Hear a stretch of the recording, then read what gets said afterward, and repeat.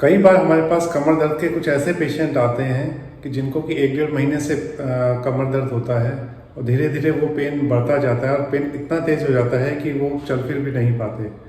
तो ऐसे पेशेंट में जब हम एमआरआई कराते हैं तो इनमें डिस्क की प्रॉब्लम ना निकल के कई बार ऐसी प्रॉब्लम आती है कि जिसमें डायग्नोसिस करना मुश्किल होता है। जिसमें मोस्ट कॉमन होता है कि बोन जो स्पाइन की हड्डियां हैं उनमें चेंजेस आने लगते हैं, यानी कि वो गलने लगती हैं।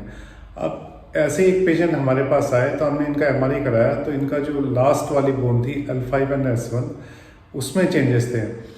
अब ऐसे पेशेंट में ये एमआरआई देख के बताना मुश्किल हो जाता है कि ये ट्यूबरक्लोसिस है या फिर कोई कैंसर है या ट्यूमर है या फिर कोई और बीमारी है।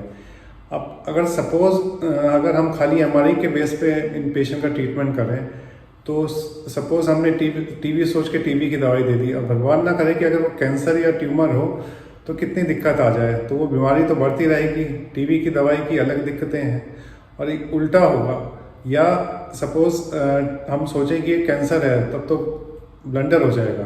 तो ऐसे केसेस में मेरी राय में बेस्ट ऑप्शन होता है वर्टिबल बोन बायोप्सी, जो कि एक छोटा सा प्रोसीजर है जिसमें लोकल एनेस्थीसिया लगा के और ऑपरेशन थिएटर में सियाम की मदद से हम उस गली हुई हड्डी का थोड़ा सा टुकड़ा जो है हम निकालें और उसको टेस्ट के लिए भेज दें, जिससे कि क्लियर हो जाएगा कि ये टीबी है या कोई कैंसर या ट्यूमर है।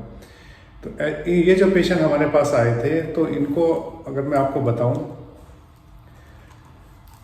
तो इनका जो है ये L5 बोन आप देख सकते हैं, ये L5 बोन और ये जो लास्ट वाली ये बोन जो है S1 बोन, यानी कि लंबर वर्टिब्रा का लोअर बोन और उसके नीचे वाला सैक्रल वर्टिब्रा का अपर बोन, ये इन्वॉल्व था। तो ये पूरा एरिया जो है इन्वॉल्व था।